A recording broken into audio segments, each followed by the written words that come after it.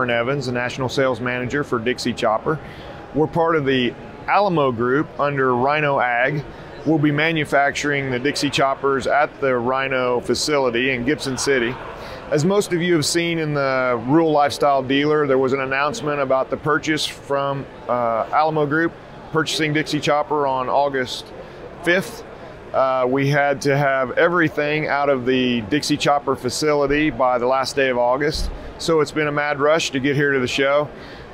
We've taken units from dealer inventory, from the asset-based purchase, and we've made a booth, and we're here. We're glad to announce that we've now got the program, the pricing, the security agreement, the dealer contract. We have included map pricing to try to get a little bit of control over the internet sales.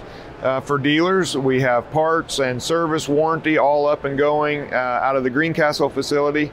We plan on starting manufacturing around Thanksgiving is when we're going to shoot units off the end of the line. We now have several of our salespeople in place pretty much everywhere east of Denver, Colorado.